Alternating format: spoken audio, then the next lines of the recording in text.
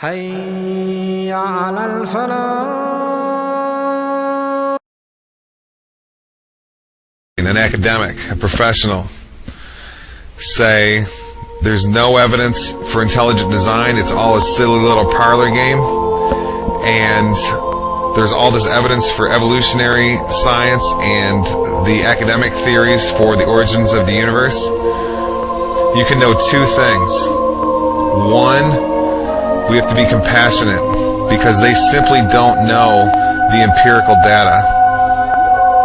Okay? They have no idea.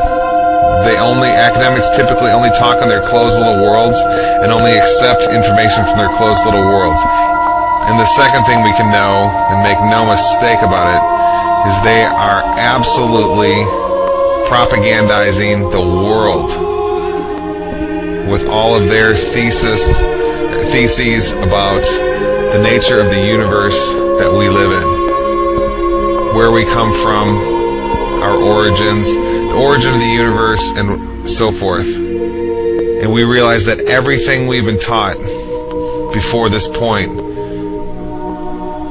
by the professionals were lies. And we can prove it up and down all over the place. Up and down all over the place. And down all over the place. And down all over the place.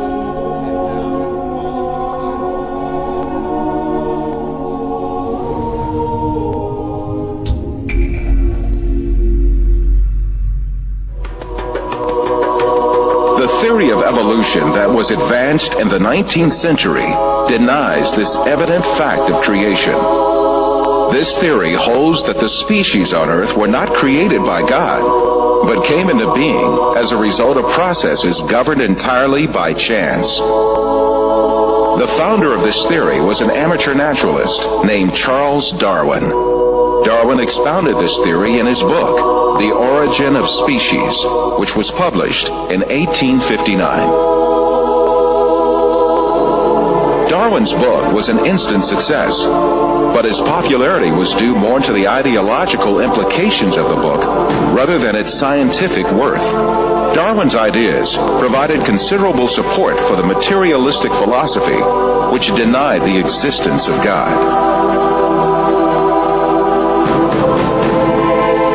The founder of dialectical materialism, Karl Marx, dedicated his book Das Kapital to Darwin and wrote on the cover, "To Charles Darwin, from a devoted admirer."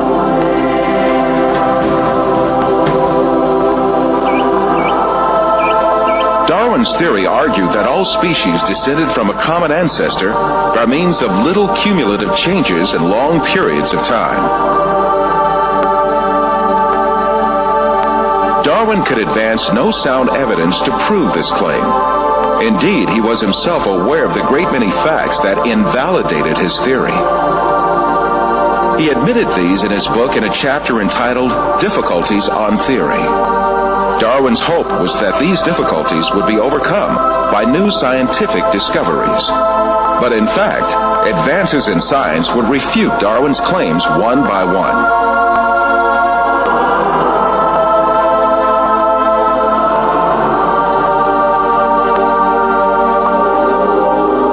Darwin proposed that all species evolved successively from a common ancestor. But how did that first living thing come into being? Darwin did not address this question at all in his book. He was not even aware that this point was one of the biggest refutations of his theory. The primitive understanding of science in his day assumed that life had a very simple structure. According to a theory called spontaneous generation, which was popular since the medieval age, it was believed that living things could easily arise from non-living matter. It was commonly thought that frogs spontaneously arose from mud and bugs from food leftovers. And some curious experiments were designed to prove these theories. A handful of wheat was left on a rag, and mice were expected to arise from the mixture. The maggots on meat were also taken as evidence that life could generate from non-living matter. But later it was understood that such maggots did not form spontaneously, but that they emerged from microscopic larvae deposited on the meat by flies.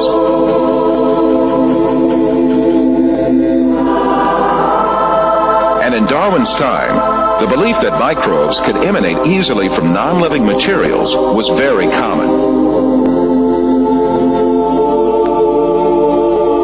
But 5 years after the publication of The Origin of Species, the famous French biologist Louis Pasteur scientifically refuted these myths that lay ground for evolution. After lengthy studies and several experiments, the famous French biologist Louis Pasteur refuted the foundation that lays ground for the theory of evolution. Can matter organize itself? No. Today there is no circumstance known under which one could affirm that microscopic beings have come into the world without parents resembling themselves. The first evolutionist to take up the issue of the origin of life in the 20th century was the Russian biologist Alexander Oparin. His aim was to explain how the first living cell, the alleged common ancestor of all living beings according to the theory of evolution, could emerge. In the 1930s, Oparin formulated a number of theories to show how the first living cell could arise from inanimate matter by chance. However, his efforts ended in failure, and Oparin himself had to confess. Unfortunately, the origin of the cell remains a question that is actually the murkiest aspect of the whole theory of evolution.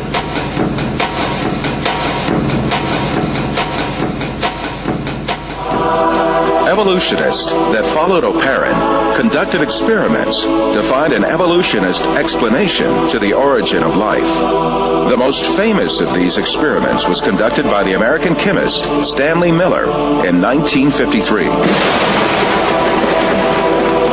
Miller obtained a few simple organic molecules by triggering a reaction among gases that he claimed would have been present in the primitive Earth atmosphere.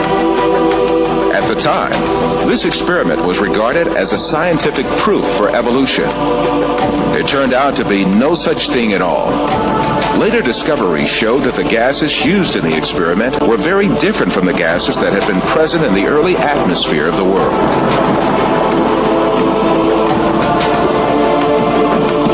Miller himself eventually admitted to the invalidity of his experiment.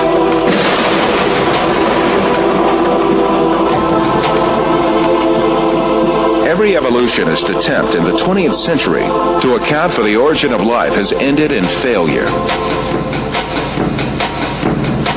Jeffrey Beta, a professor of geochemistry and a leading advocate of the theory of evolution, confesses this fact in the February 1998 issue of Earth. Today, as we leave the 20th century, we still face the biggest problem that we had when we entered the 20th century. How did life originate on Earth? The biggest impasse confronting evolution is the incredibly complex structure of the living cell. Every living thing on Earth is made up of cells about 1/100th of a millimeter in size. Some living things are made up of a single cell. Yet even these single-cell organisms are remarkably complex in their composition.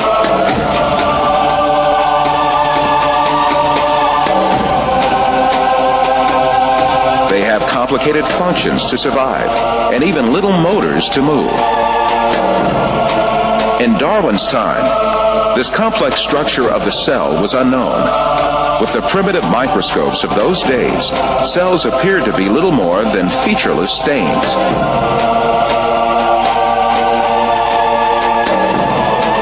However, powerful electron microscopes invented around the middle of the 20th century began revealing just how complex and organized a living cell really was. They laid bare a complexity and organization that could not be a product of chance. A living cell is comprised of thousands of tiny parts that work in harmony. To make a comparison, within the cell, there are power stations, high-tech factories, a complex data bank, huge storage systems, advanced refineries, and a seemingly conscious cell membrane that controls what enters and leaves the cell. In order for the cell to survive, all of these organelles have to exist at the same time. It is impossible that such an intricate and complex system could have emerged as a result of coincidences. So there's a big question if you're just kind of trying to assess how likely is it that we'd find a protein by chance with all the amino acids in that prebiotic soup interacting with each other for, say, billions of years. And I give it a lot of time. How likely is it that we'd ever get a protein to arise by chance? So I have a colleague who's been interested in the whole question of whether or not life could arise by chance for a long time. His name is Doug Axe. He's a molecular biologist. He did his PhD at Caltech. He worked for 14 years at Cambridge University, and he wanted to find out how common or how rare are the functional sequences of amino acids among the big space of all the possible amino acids there are. And he came up with a really amazing number, and it's 10 to the 74 power. So just to get the amino acid sequence properly, you've got an odds of about 1 in 10 to the 74. But there's other probabilistic hurdles that have to be overcome. If you want to build a protein, we know from chemistry that you have to attach the amino acids together with what's called a peptide bond. In nature, peptide bonds occur with about a 1 in 2 in a 1 in 2 frequency. Half the bonds that form between amino acids are peptide bonds, half aren't. But if you get any bonds forming that aren't peptide bonds, you can't form a protein. So to form a protein, 150 amino acids long, you've got a 1 in 2 chance at each site of getting the correct type of linkage. So you got 1 in 2 times 1 in 2 times 1 in 2 times 1 in 2 to the what power?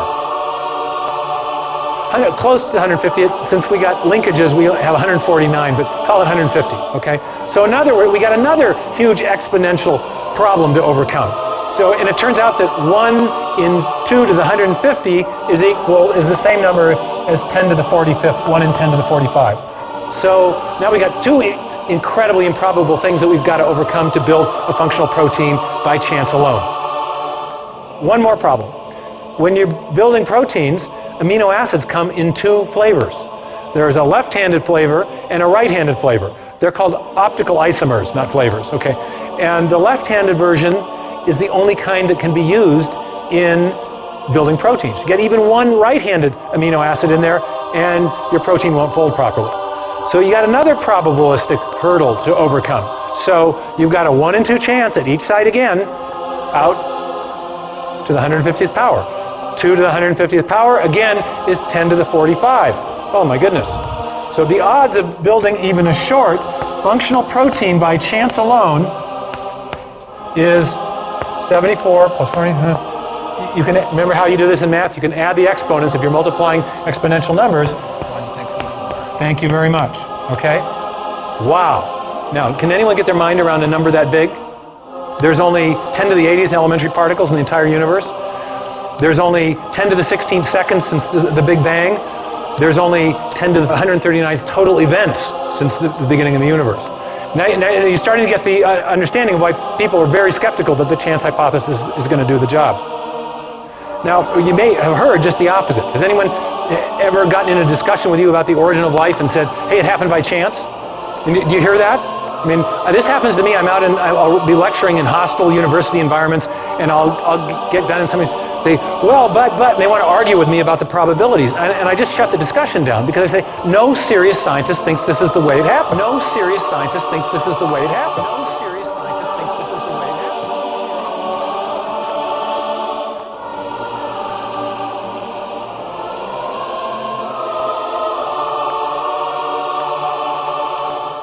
Modern biochemistry has also revealed the unimaginably complex design of the DNA molecule.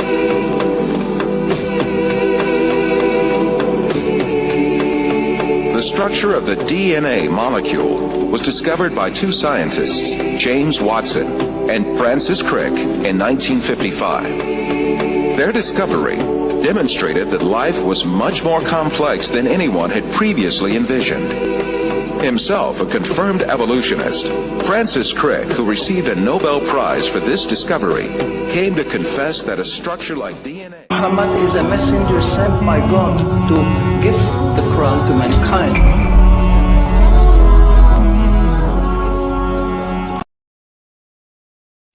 illallahu illallah, Allahu Allah Allah, illallahu illallah, Allahu Allah Allah, illallah.